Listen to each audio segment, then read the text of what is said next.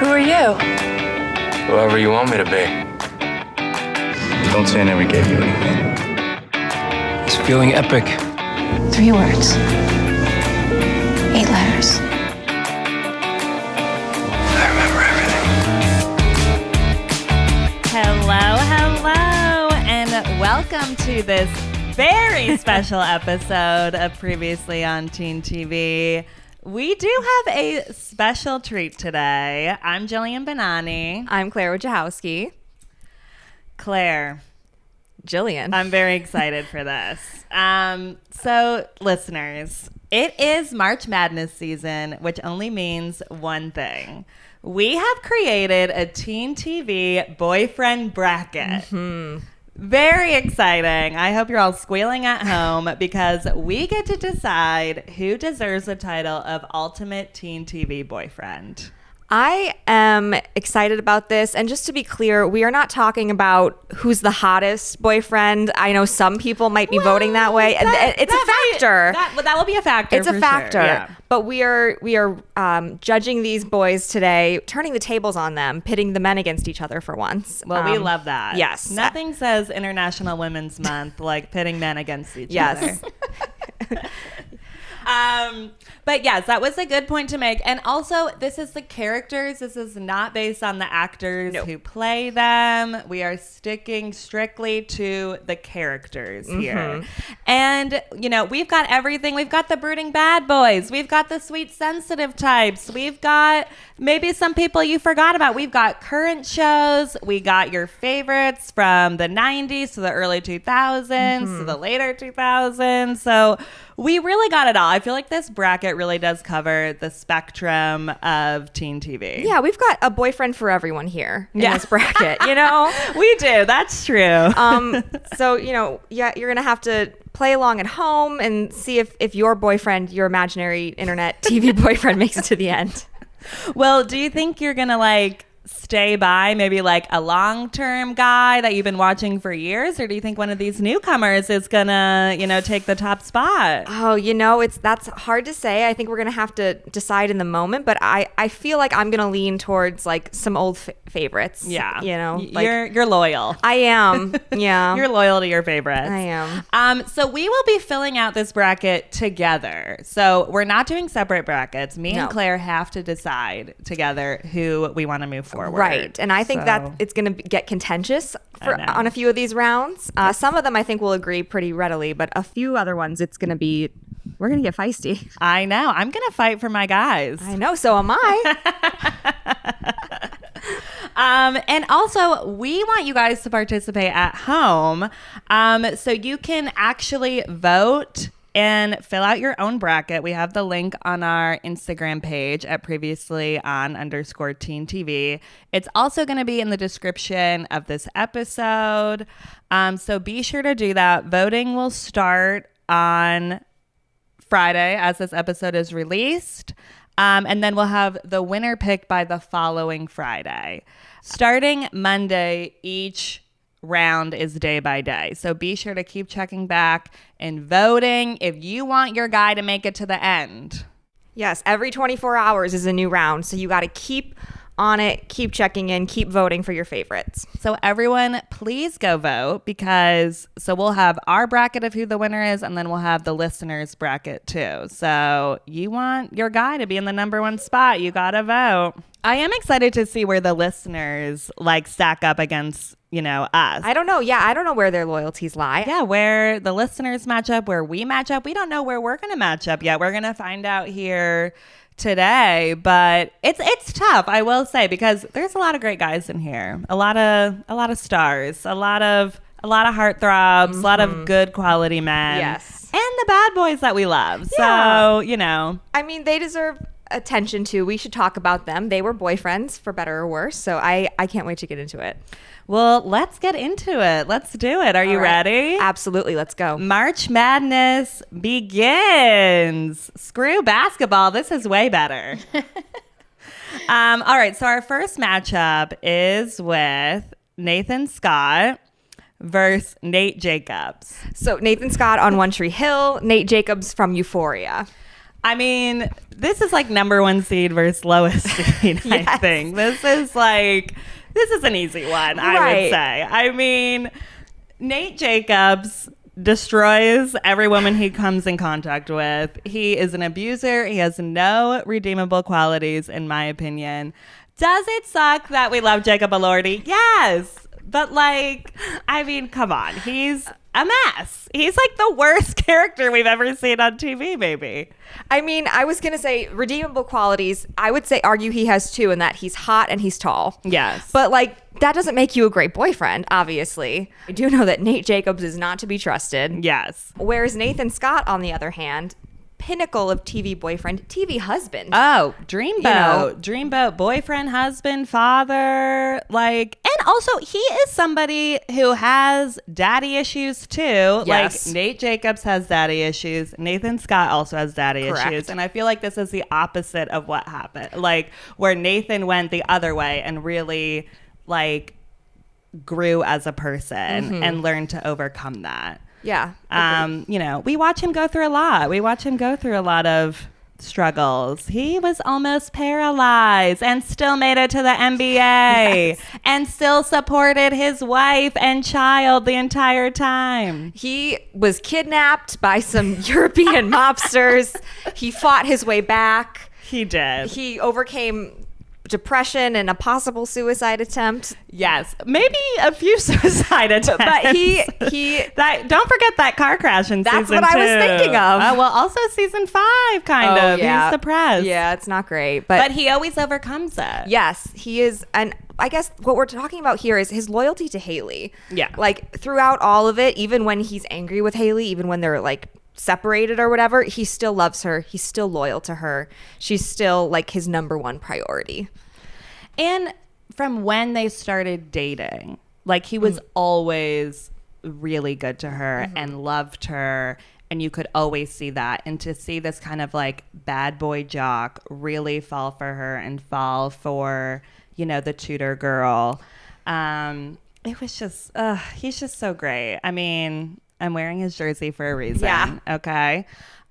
We all know I love Nathan Scott, but also, I'm sorry, the best at romantic speeches. Yeah, he Like, does give some good ones. He gives so many good romantic speeches. Starting, I want to say, later in season 1, going through all 9 seasons of One Tree Hill, there is at least 2 great Nathan Scott romantic speeches per season. So that's what I'm looking for in my man. All right, so I think it's safe to say the first round we were going with Nathan Scott of One Tree Hill.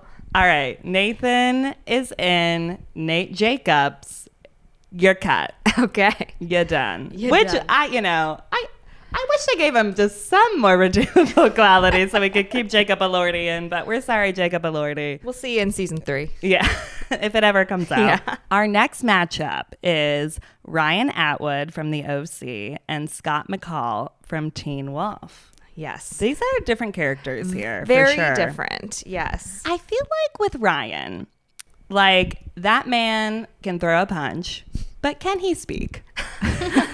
Do we want a man who could speak that? I mean, he'll fight for you in the sense of throwing a punch. Right. But will he really, you know... Express himself. Yes. Like, Yeah. he's well adjusted, I will say, for everything that he's been through. But I just think I need a man who, like, can speak to me a little bit Yeah. more. Like, we knew he loved Marissa. Right. But Because he like protected her. Right. And fought for her. With other people, though. Like, he didn't necessarily tell like, her how he felt. Yeah. Exactly. Closed off. Yes, he is the strong silent type for sure.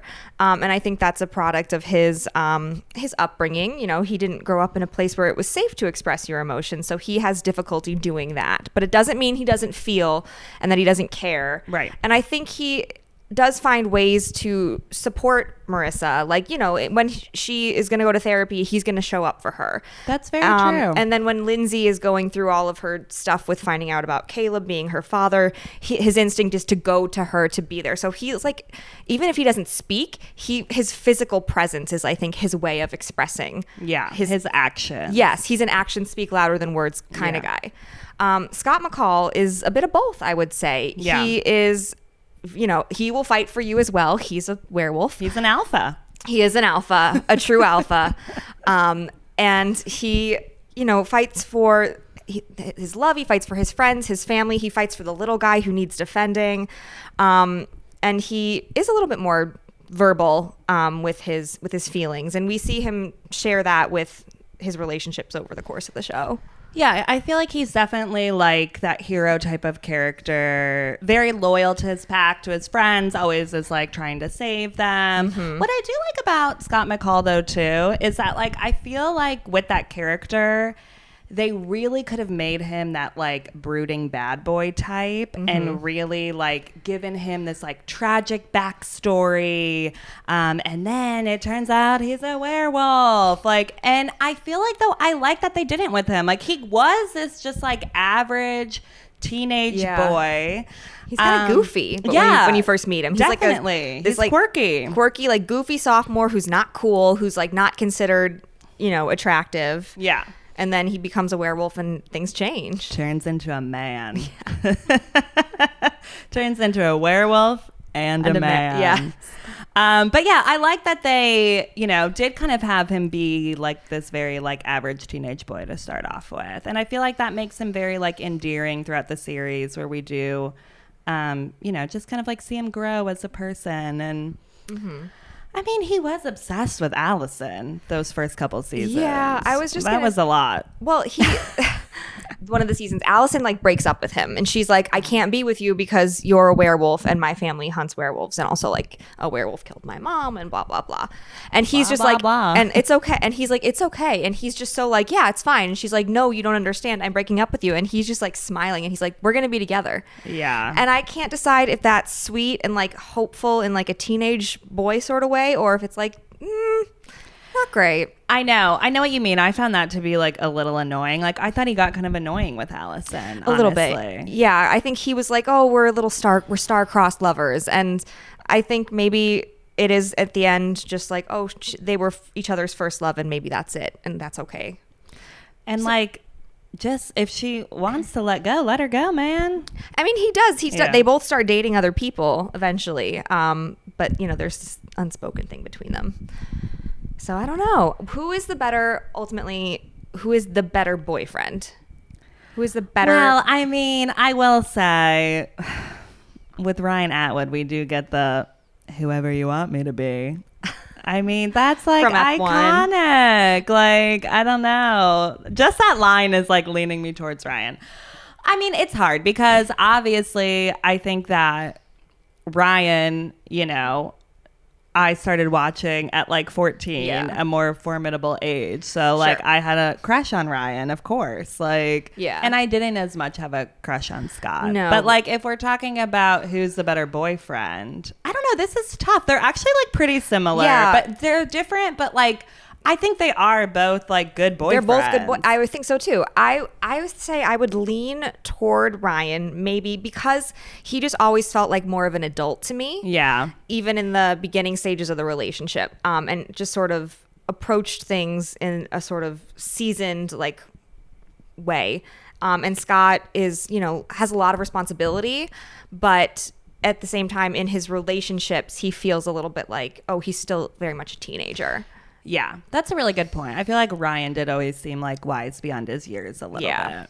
Yeah. So are we going with Ryan? Let's go with Ryan. Okay. No second guessing. We just got to move on. Yeah, we got to keep it moving. All right, moving on. Our next matchup is Logan Echolls from Veronica Mars and Dan Humphrey from Gossip Girl. Okay, so I have not watched Veronica Mars yet. How dare you? I know. So I don't have a lot of thoughts on Logan Echolls, but I know the general like, you know, what happens with his character. I think here's the thing about Logan Echolls. He is that like bad boy brooding type. Okay. Has a tough history with his dad, who abused him. Just like tragic family backstory, honestly. So it is a little bit like, you know, there's a reason why he is the way that he is. But he's so brooding bad boy, but he's also funny. Like, so I think that Logan is just a little bit of like an anomaly. Like, I don't think that there's really many characters who are exactly like that. Like, a lot of time the brooding bad boys aren't funny. Correct. They typically have there's someone else who's funny to play opposite them. And I think too, it's like, yes, he is a crazy asshole, but especially in the beginning, but you know, Veronica's crazy too. Like, they need each other. Like, I think that they were like such a good match for each other in that way. And he understood her in a way that like not other guys would really get that. Did he make mistakes? Yes, he definitely made some mistakes. He sleeps with her mortal enemy when they're on a break.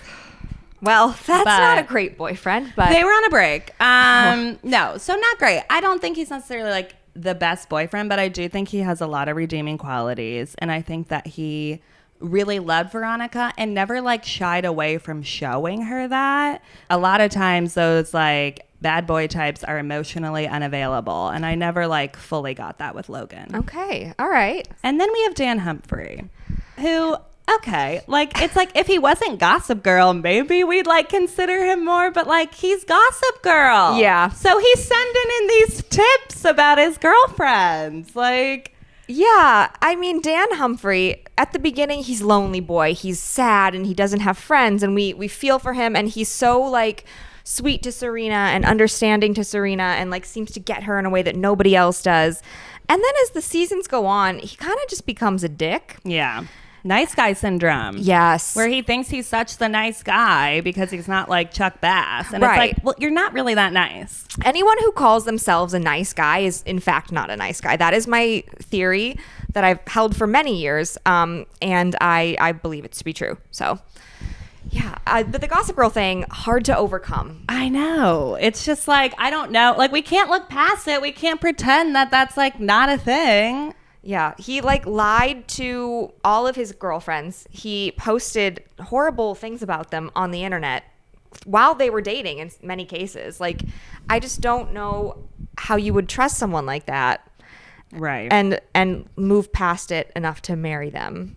Who, especially somebody who acted like their big thing is that he's so trustworthy. Yes. Yeah, really tried hard to put on a different face than the reality of like Gossip Girl and the book and all of this. And like there are moments when he's like outwardly like a jerk and they all call him on it. And then when they find out he's Gossip Girl, they're all just like, oh well. Like, I know. He meant it as an act of love or something. They try to rationalize it and justify it.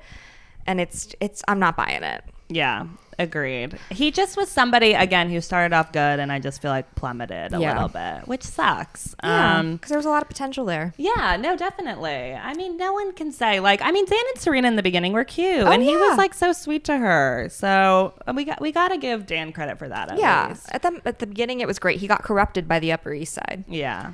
Although he did really love Blair there at the end. That was I like, tried he to block that out. loved her. I really try to forget about that. Loved her. I mean, obsessive, maybe some might say. Well, I mean, okay. Claire has no comment on Dan and Blair.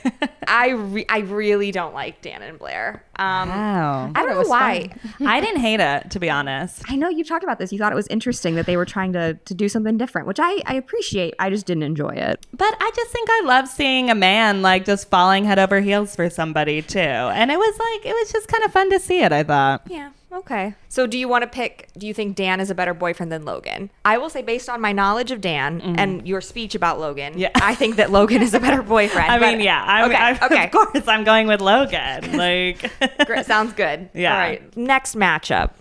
All right. Our next matchup is Archie Andrews from Riverdale and Pacey Witter from Dawson's Creek. I already know what I want to do. Yeah, I think we know who we're going to pick, but for the sake of argument, for the sake of the listeners, Archie Andrews. Yeah, let's talk about Archie. Again, I think we have another nice guy persona. Do we ever? Archie is the nice guy. He's like the all-American, literal boy next door. Yeah. Just like so sweet and so friendly, and he plays football, but he also plays the guitar, and he has best friends, and he's like, you know, has this childhood like crush, unrequited thing with Betty, who like lives next door to him. Archie is the kind of boy who like bends over backwards for the girl that he's dating. We see that with Veronica. We see that when but he's not perfect. He cheats on Veronica essentially with Betty. Right. that is very true with Archie. Like, I do think, like, I don't think he's like this terrible person, but like, I think that it's just like he did some like annoying things, and he was very like jealous. I feel like he messed with Betty a lot, like throughout the whole series, which is just like, why do you got to do that, dude? I think he was just trying to be a martyr in all aspects of his life. And like you said, a little bit of like nice guy syndrome, trying to be the hero all the time. And that led to some poor decision making. Yeah. I feel like there's a lot of these characters who have that kind of like hero martyr complex, and it never really works out that well. Like, it just becomes too much. Pacey Witter.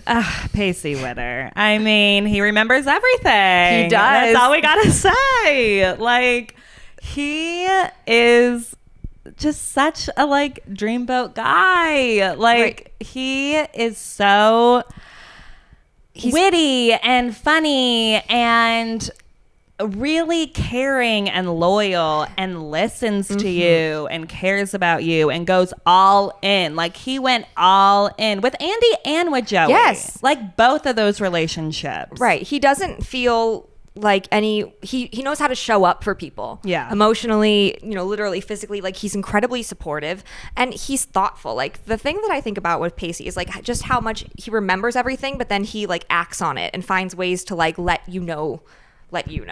his girlfriends know like that he remembers, that he cares, that he understands them specifically. I mean, he bought that wall.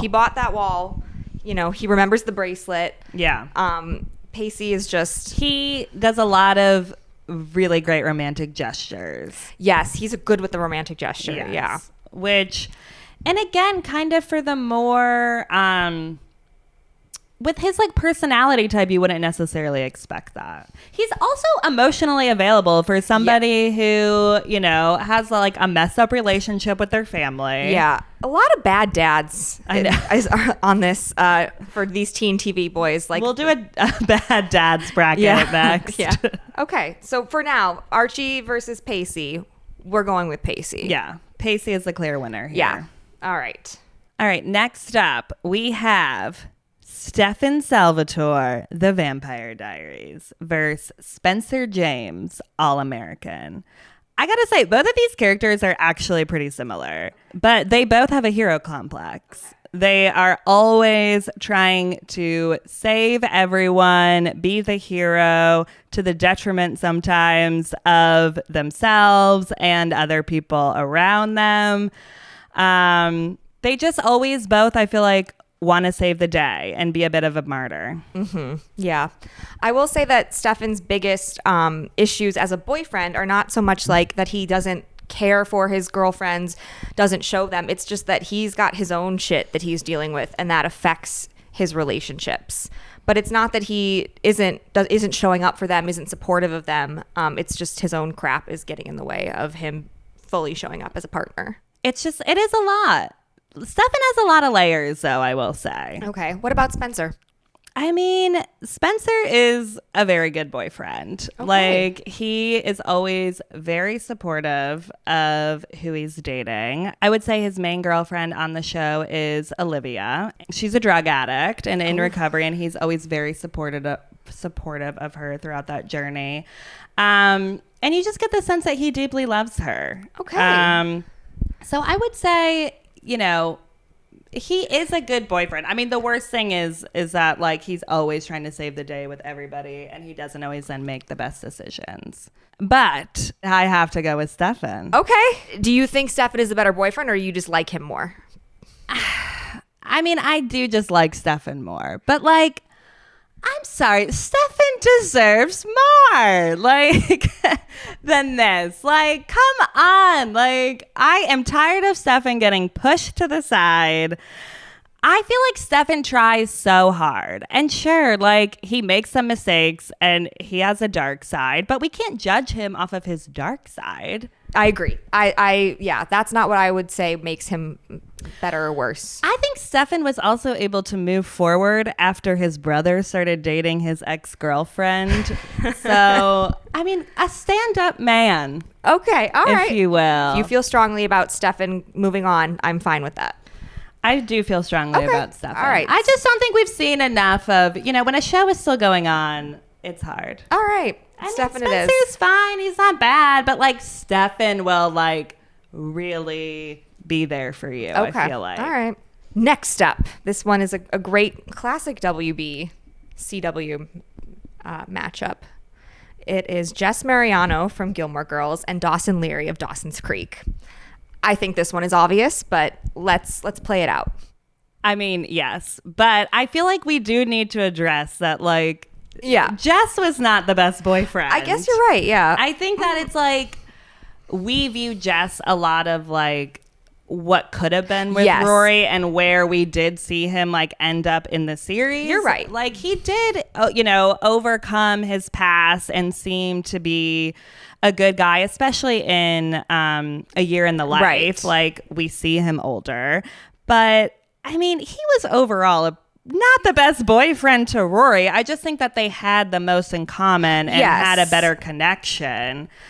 But like he was very emotionally unavailable And throughout. like physically unavailable. He was aloof Yeah. a lot of the time, just fully like he just wasn't there. not there, keeping secrets from her about where he was going, what he was doing, just like not telling her the truth all the Yeah. time. I mean, he never let her all the way in No. when they were dating. No, you're right. I think though with Jess, he is somebody though in Rory's life who like helps her kind of get back on track. Like when he sees her when she's, on a dropped- break from Yeah. Yale, like he's kind of the one who is able to get through to her a Yes. little bit. And then in A Year in the Life, he's the one who's like, you should write a book and like helps her kind of get on track with that. Like, so he is somebody that we just feel with Rory like has this very deep connection. Right. He was not the best boyfriend, I would say, but I think it's more with him. It's like we saw who he became. Yeah. And I think that we can kind of like get over some of the mistakes he made. He was young. We see Yeah. potential. in Yeah, I was him. gonna say Yeah. we're judging Jess on the potential of what they could have been, what they Yeah. could be. With Dawson, he is, I would say, a better boyfriend, but he's a little bit clingy. Yes. A lot clingy. He is very emotionally available, Yeah. like very Maybe open. too a little bit. emotionally He available. He could have a little mystique. And Yeah. that wouldn't hurt him. But he, he likes someone. He pursues them. He lets them know how he feels, what he wants. Like he's very much like, I like you, and treats people like they're in relationships. He's not a casual kind of guy. And I think that like when people are in relationships with Dawson, they feel very supported and loved, Yeah. and they know that, like they never doubt that. Yeah. It can just be, I think, a little bit suffocating. Definitely agree. Also, I mean, Dawson's a film bro.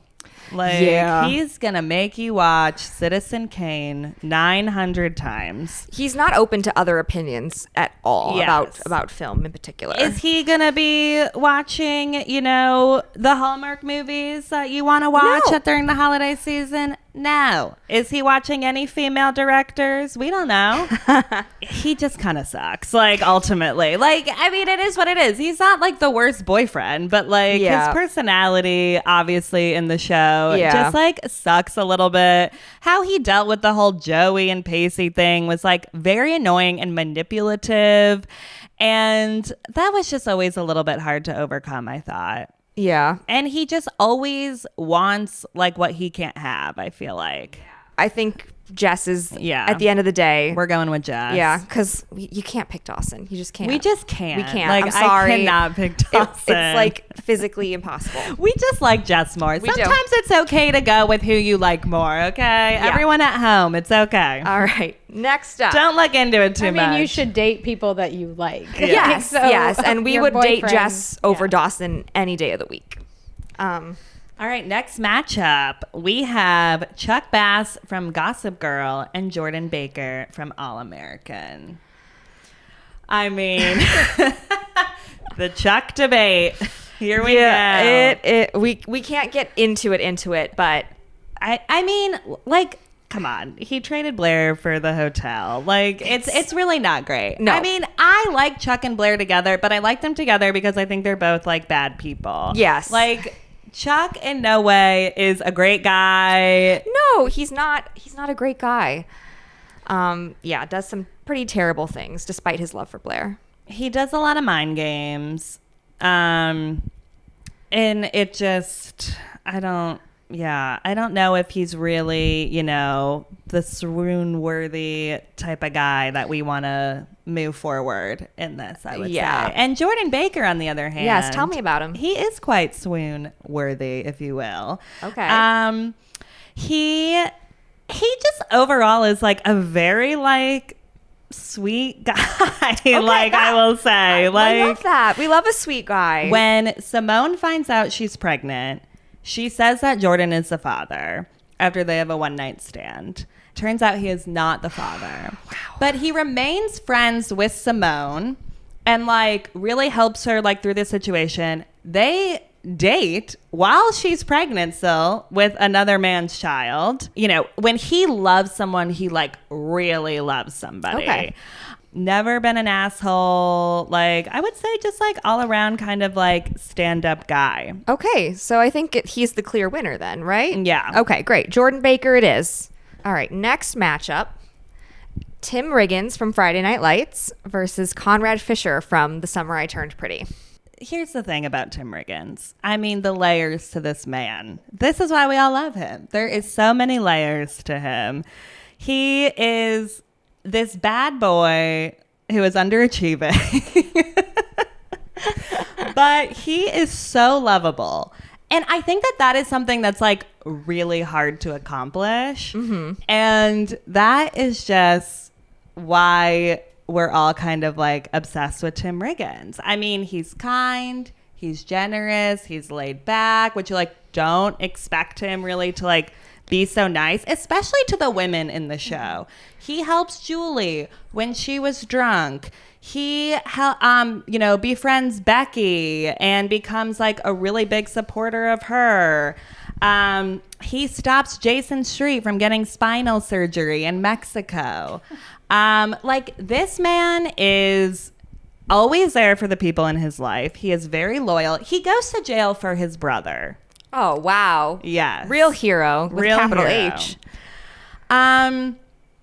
And I would say, like, I mean, the person we see him date the most and as, like, an actual boyfriend is Lila. And he was a good boyfriend to her. It's just, I mean... Did he support her when she crashed her car into the dealership? Well, they weren't dating then. Damn it. Well, I think it was after. But they were sneaking around in season 1 when her boyfriend became paralyzed. Her boyfriend and his best friend became paralyzed. Oh, my God. They were going through a lot, okay? And found each other. But, I mean, you gotta love Tim Riggins. I feel like what they did with that character was something that, we hadn't really seen much of before in one of these shows. All those layers. And then, though, it's like, are you super committed to a relationship, Tim? Ooh, that's tricky. I mean, I just don't know. Like, I think it's a little tough.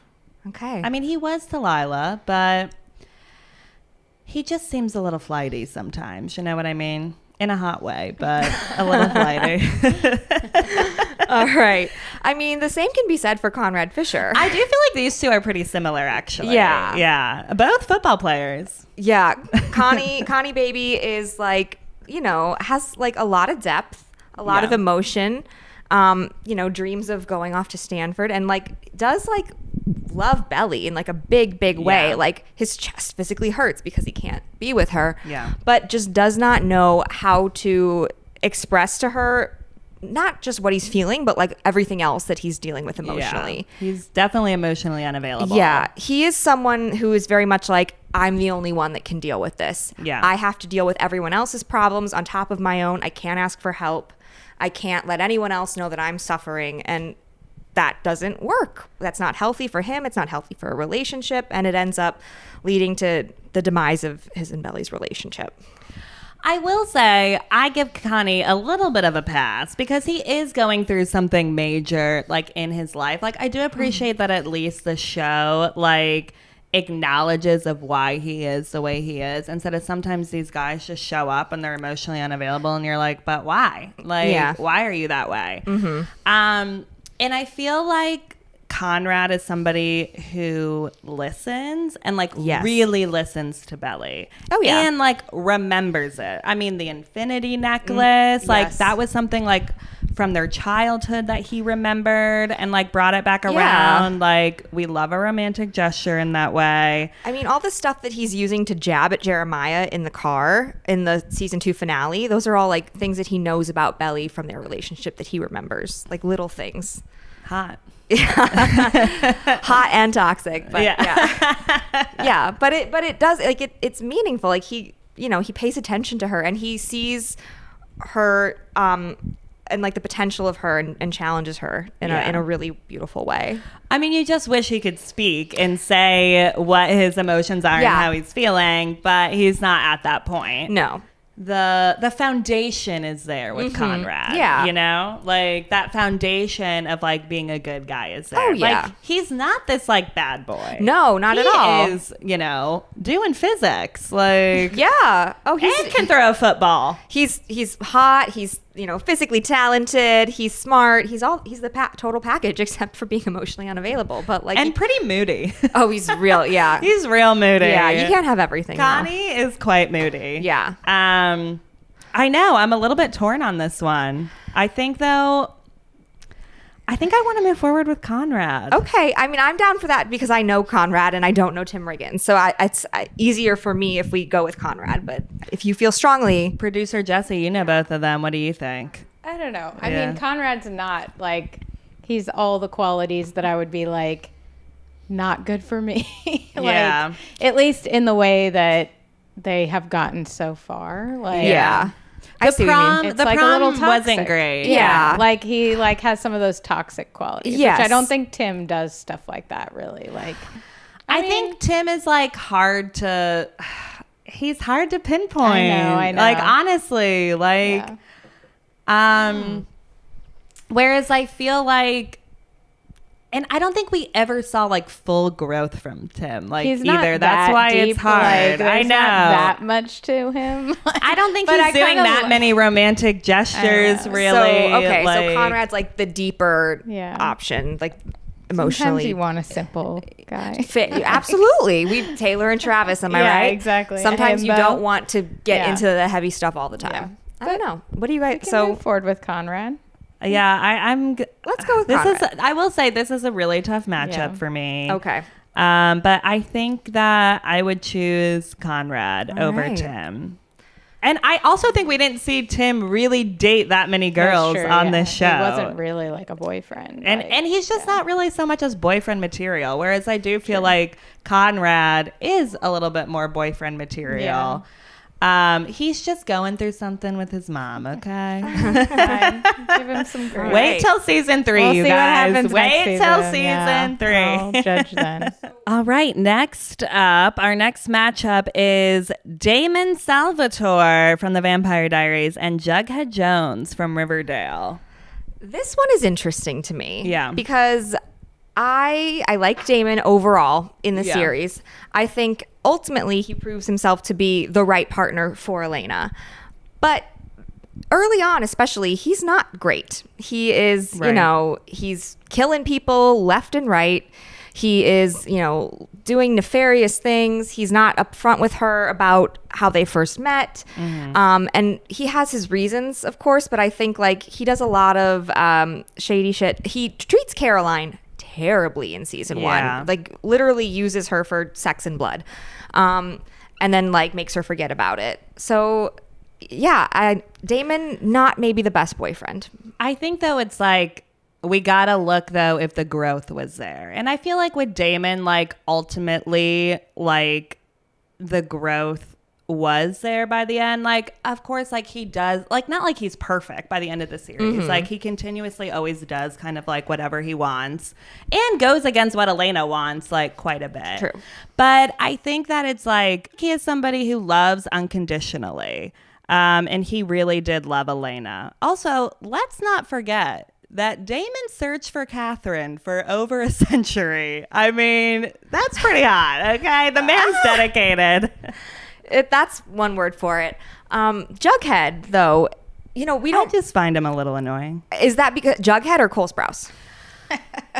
Can you separate the two? It's tricky. Yeah. I think it's more just with like Jughead. I just find him like a little boring, maybe. Oh, see, I kind of like Jughead because I think like, the series Riverdale sets us up to root for Betty and Archie. Yeah. And then Jughead is sort of enters the picture, and him and Betty start dating, and we see like they're sort of more evenly matched. They're like intellectually curious. Mm-hmm. They're working together.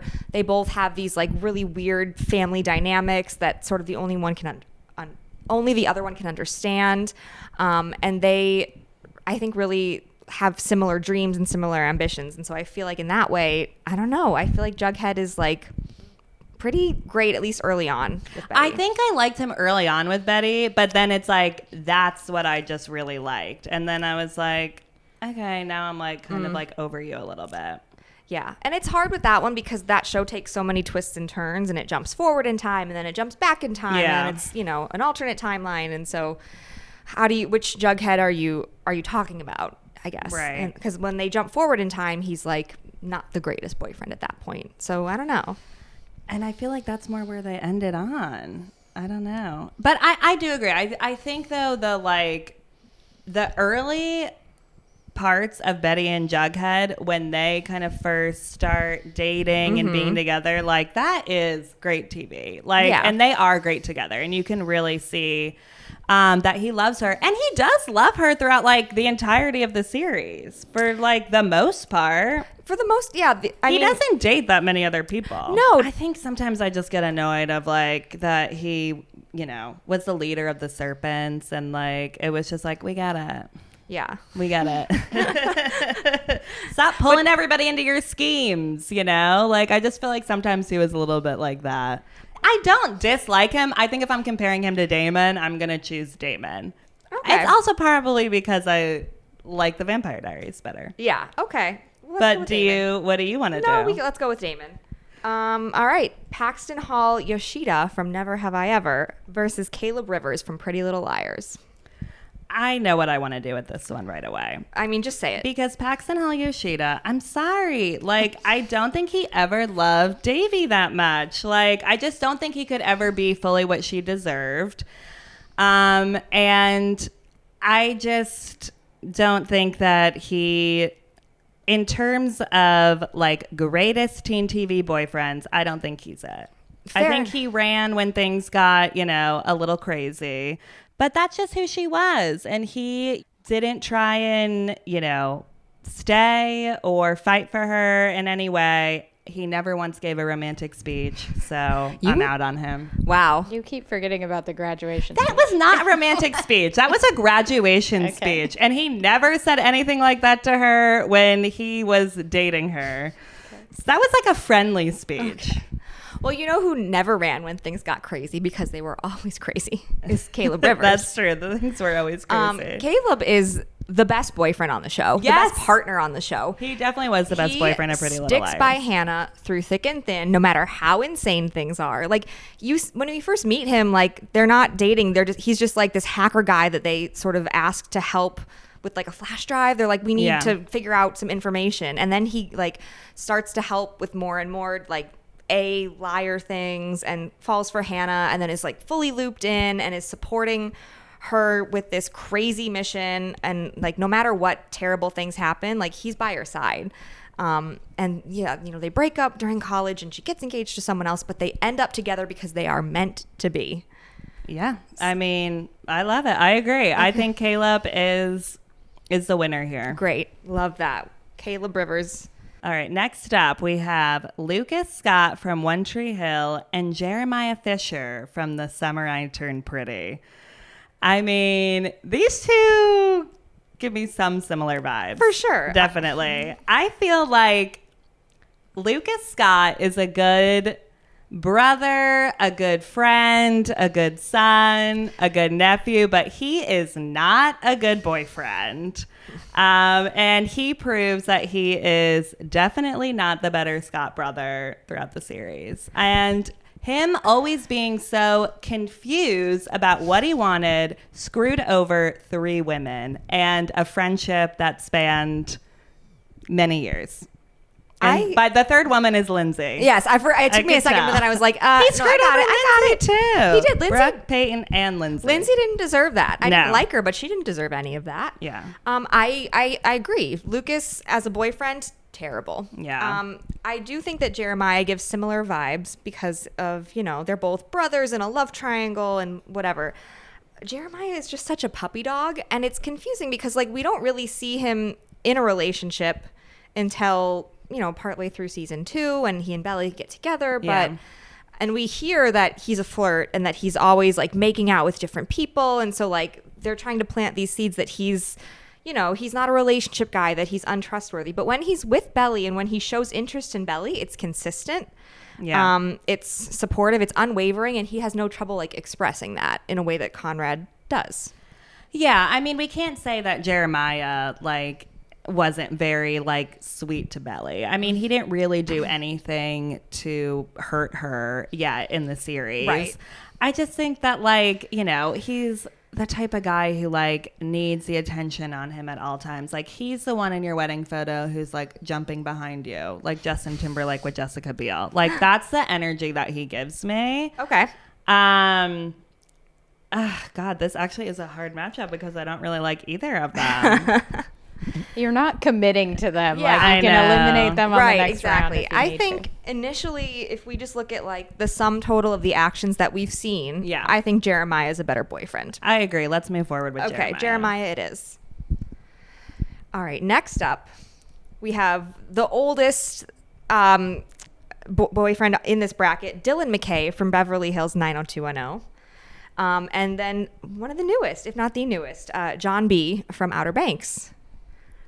Does he not have a last name? It's John B. Booker Rutledge. He just goes by but John he goes B. by John B. Okay, He's like Madonna. He does have a last name, but and his name is John B. Okay. It's never just John. It's John B. Got it.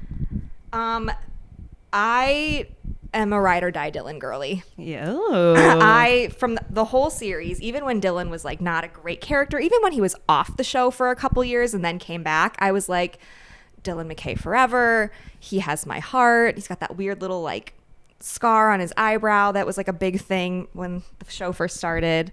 And I also think how can you not vote for Luke Perry? Rest in peace. I know. R.I.P. Luke Perry. I mean, Dylan McKay is the original heartthrob. Yes. He is he's the one who invented this. I feel he invented the bad boy. And he is somebody I feel who always meant well. Yes. I mean, of course, mistakes are made, but I do just feel we got to give credit where credit's due. He was the first one to bring this type of character to life, and he did it really well. Yeah. On the flip side of things, I will say, looking at this matchup, John B is clearly the better boyfriend. Yeah. Well, Dylan McKay was moody. Yeah. Trust issues, dad issues, mommy Yeah. issues too. Rich kid living by himself in a hotel, unsupervised. He's literally a parent's worst He nightmare. is. He is living alone. Yeah, he's an alcoholic. Yeah, he goes to rehab early on in the show. Multiple times. Because then later on, in later seasons, it escalates to drugs. He also cheats on Brenda with her best friend, and then that's a whole thing. It's just, he's actually as much as I love Dylan, he's a shitty boyfriend throughout the whole series to everyone except for the woman that he marries who dies the same day. John B, however, he loves Sarah Cameron. He's a good guy at his core. Yeah. Definitely. Mm-hmm. He also is such a leader, is loyal. He's always there for those posts. Oh yeah. And boy, does he love Sarah Cameron. Yeah. And they got hot and heavy really quick in that show. Yeah. that like when they're on that ferry and they're hiding and they're like sweating in that like boiler room or whatever. It's Yeah. like, wow. Okay. Val and the lad. Yes. Thank you. Yes. Yeah.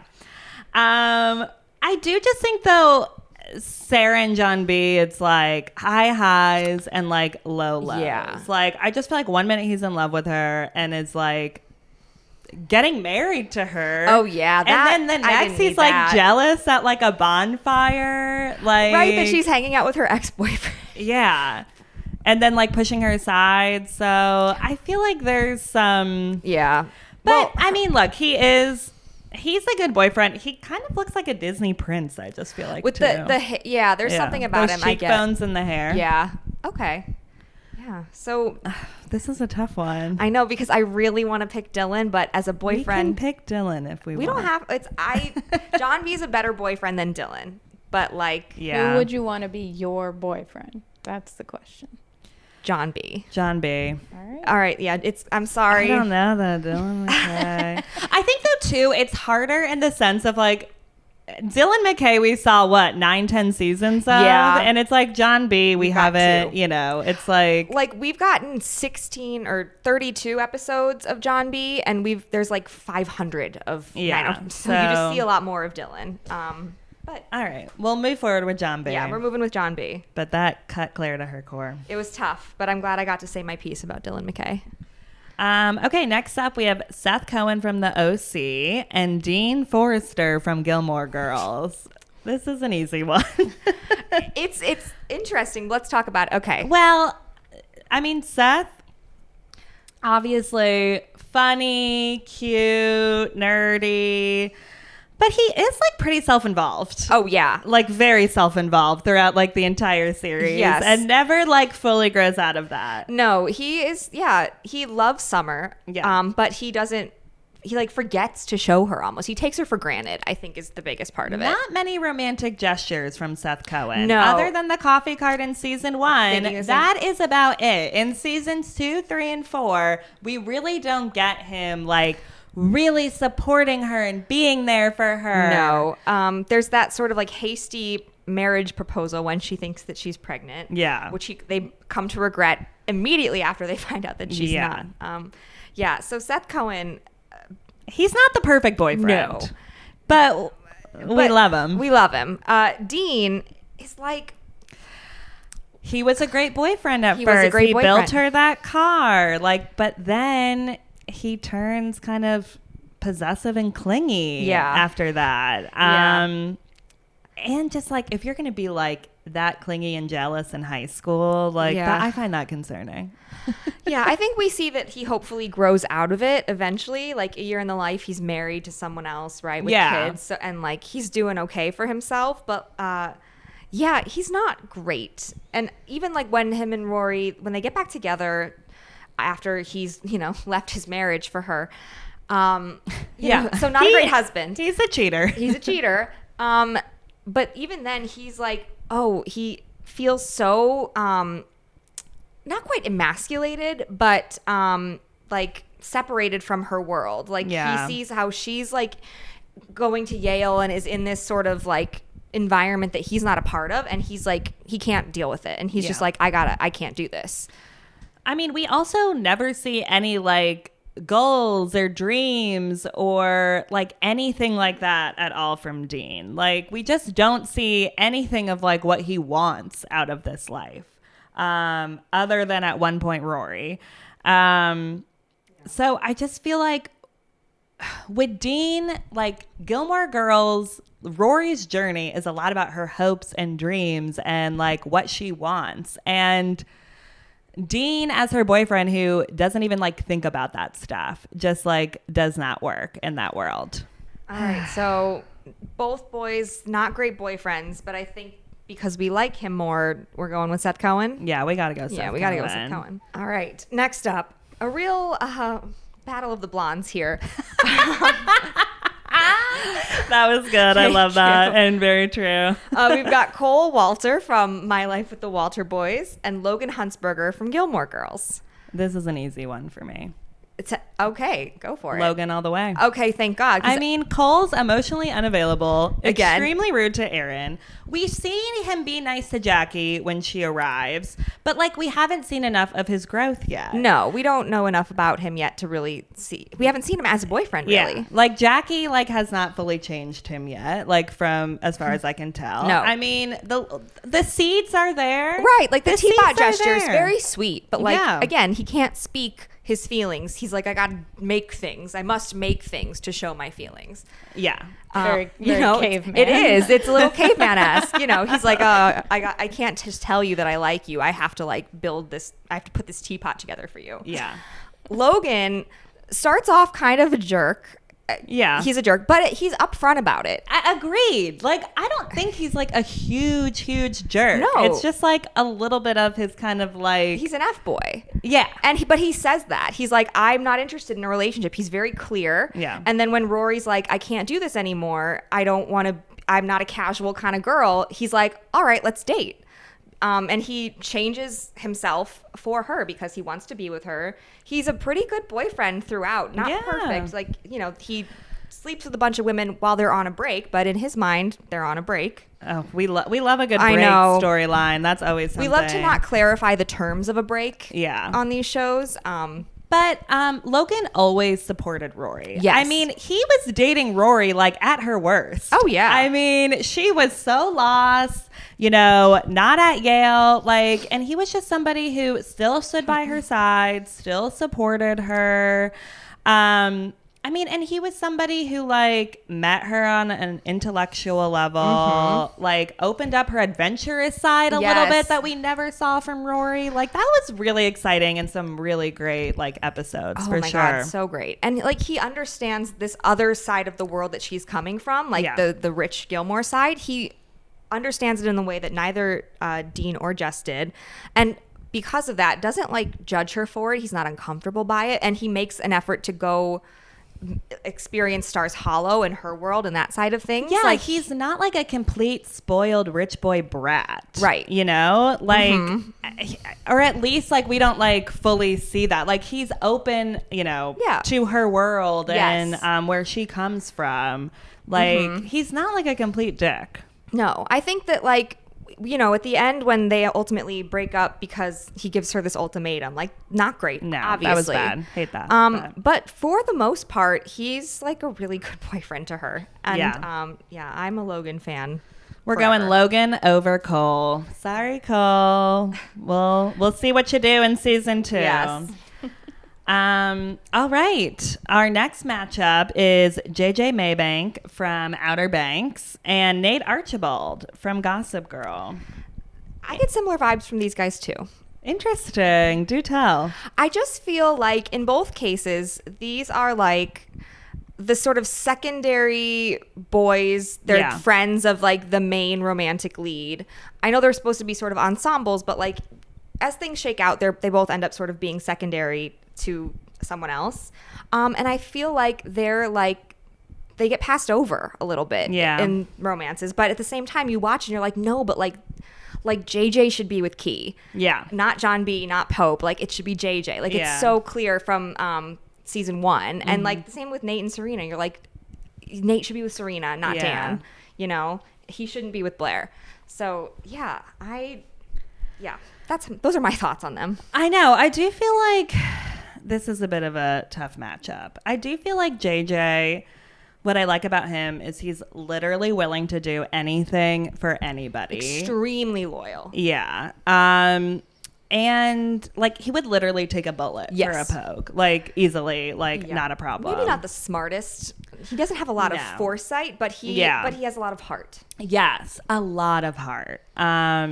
Which I love. I think that's important. And like he's somebody too who like, has a tough relationship with his father yet again. But he's somebody who does seem like open to love. Oh yeah. Which I think a lot of times we see these characters aren't. We see them shut off. I don't think he's that way. No, he's very like expressive with like how much he loves his friends, how much he cares for his friends. Like he says that, and I'm thinking of the episode in season 1 where he buys all the stuff. Yeah. And is like, I just want to show my friends how much I care about them. That whole thing. Yeah. And then Nate, it's like, it's hard because we just see Nate in so many like bad relationships on the show, like with a bunch of like either older women or these girls who have like ulterior motives and are just like using him. So it's hard because I just feel like we like don't see Nate really in that like mainstay relationship other than Serena, but that was like pretty short lived. Exactly. That's like the most consistent sort of relationship he has, and it only feels that way because he's liked her for so long. Yeah. But like they're not actually together for that long, and all the rest of his relationships are so brief and just not great. Like he likes Vanessa, but then he likes Jenny, but then he's dating the older lady, but then he's dating Juliet, and like Bob, it's just like we never really see him like grow up either. No. Like it's like, yeah, he's always just kind of like bopping around from like girl to girl to girl. We never really see him like commit fully, or like he's sort of like the mirror of Serena in that way, where he's always searching for something new. Yes. He's can't be pinned down, always trying to find the next thing to keep him entertained. Exactly what you said. He just like there's some commitment issues there, I feel like, which is why I feel like he didn't end the series with anybody. Yeah. All right, so I think we're gonna go JJ. Yeah, I think JJ's the better option there. All right. I think, have we killed off all the men from Gossip Girl? Not killed off. I think we've nixed them. We've nixed all the men from Gossip Girl. None of them made it to round 2. Actually, that kind of makes sense because I do feel They like weren't all good. the people on Gossip Girl are we like hate them trash all. people. Yeah. Like we love them, but like they're not We don't good wanna date people. them. So that makes sense that we No. nixed all the Gossip Girl Yeah. guys. All right, this is our final matchup in round 1. Everybody, here we go. We're bringing out the big guns. The soft here. boys are here. Yeah. We got Alex Walter from My Life with the Walter Boys and Styles Stilinski from Teen Wolf. I mean, this might be the easiest one. It's Styles, like Obviously so Styles. clearly Styles. I mean, Alex, clingy, thinks he's a nice guy, but I'm sorry, you have some anger issues underlying there. Oblivious to his best friend being in love with him, takes her for granted. Very true. Styles is perfect. I love Styles so much. He's loyal, he's caring, he's thoughtful. He's not like the bravest, like he's not like gonna run into danger, but he shows up when it counts, like if you need him, he will be there.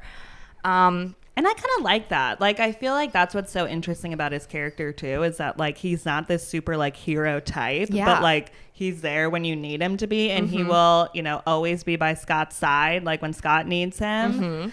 And I feel like he does that with everybody in his life. Yeah. We see him, in love with Lydia from the beginning. Yeah. And then even when, he moves on and starts dating Malia, he's still got that torch for Lydia, which like, whatever, that happens. But he mostly is very good to Malia and patient with her as she's like learning how to be a human. He does lie to her about something huge and that ends their relationship. But like, he did it for a good reason. I do want to say just one thing with Alex. So No, please. He wasn't a bad boyfriend No, to Jackie. no, he wasn't. To be fair, Jackie is the one that kisses his brother when she's still supposedly dating Correct. him. You are right. We just don't love Alex. We just don't as like a him. guy. Sorry. We just don't like him. Maybe season 2 will change that, but Yeah, that's a good point. We still got a lot to learn about Alex. yeah. But right now, we think that Styles is the better boyfriend. Styles is a clear winner in this matchup here. All right, we did it. We went through round 1. We've picked all of our winners, and then they move on to round 2. So in the next episode, we are going to talk about rounds 2, 3, 4, and 5. We'll move quicker. This was a big intro here.